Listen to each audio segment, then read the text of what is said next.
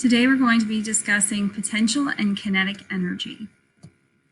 By the end of this lesson, we need to be able to explain the difference between potential and kinetic energy and be able to determine the relative gravitational potential energy of objects. Energy is defined as the ability to do work. Work is basically causing something to move or be displaced. Energy is usually measured with the unit joules. The law of conservation of energy says that energy is conserved. It is not created or destroyed. So even though it's changing form, the total amount of energy is staying the same. Sometimes when something is happening, there is heat given off because of friction, and that would need to be included in the total amount. Heat, light, sound, those are all energy forms that can be given off during a transformation. There are two types of energy. There's kinetic energy, which is energy that an object has because it's moving. Mass and velocity determine how much kinetic energy the object's going to have. If there is more mass in the object, then it's going to have more kinetic energy. This is why a giant semi-truck is going to have more kinetic energy traveling at the same speed as a little Honda Civic that has a lot less mass, so it would have less kinetic energy. Also, velocity plays a part in that. Velocity is speed and the direction that the object is traveling. So if it's going faster, there's going to be more kinetic energy in that object. The other type of energy is potential energy. It has the potential, it's stored energy, it's held in readiness. It's not currently doing work or causing change, but it could. Now, potential energy depends on the position or condition of the object. Position, how high off the ground it is, how close it is to another magnet, those kinds of things. The condition of the object would be like a spring being compressed or stretched. So here we have somebody riding up a hill.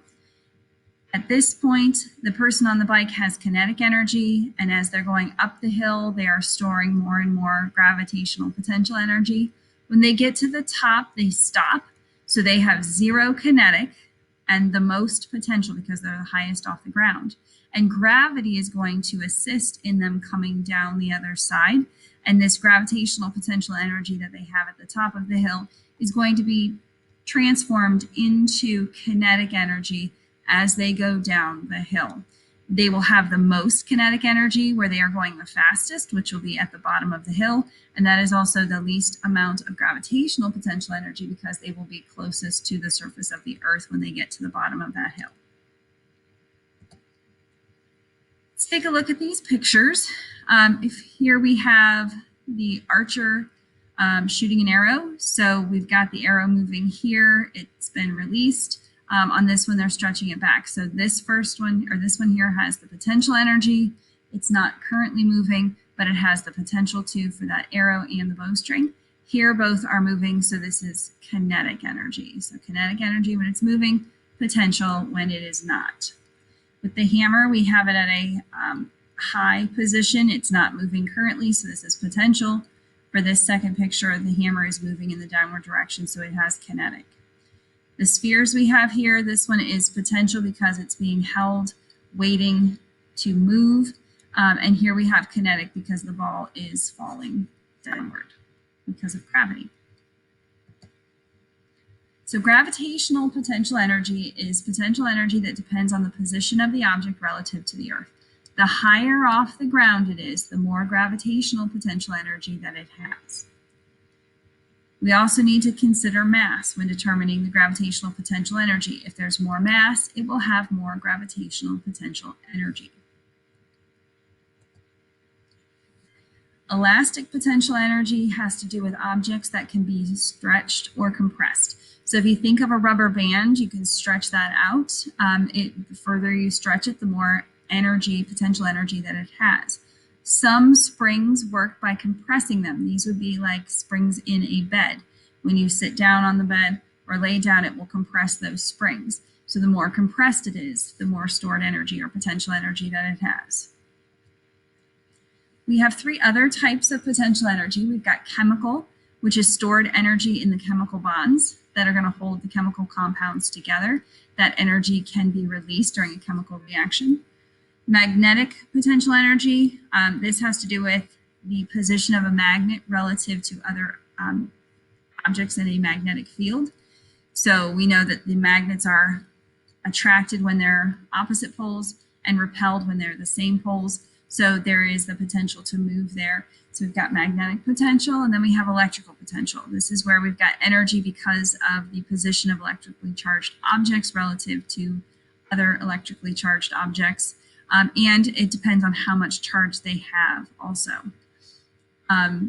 The charges, remember, the opposites attract, positive, negative will try to go together, and the ones that are the same, positive, positive, or negative, negative, will try to repel. Now, potential energy and kinetic energy are pretty much how roller coasters work. A roller coaster starts off usually with a chain lift pulling the cart to the top of the first hill.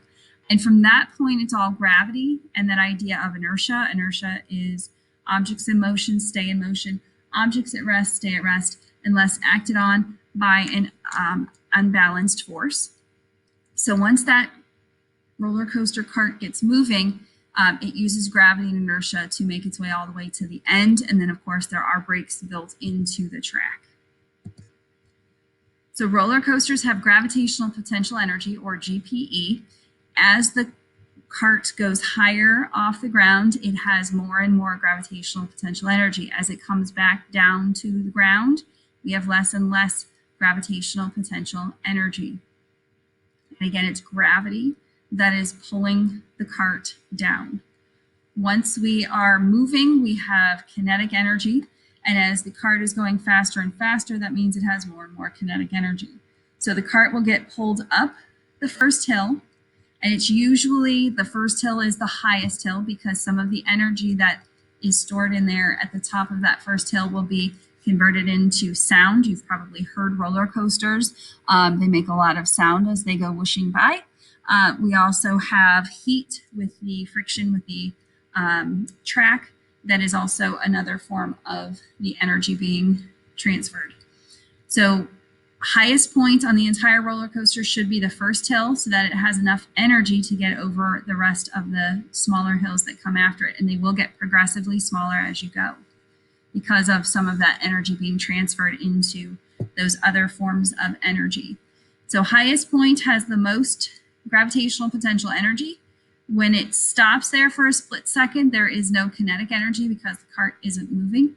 And then it will go over that first hill. As it goes down the hill, we change from gravitational potential energy into kinetic energy.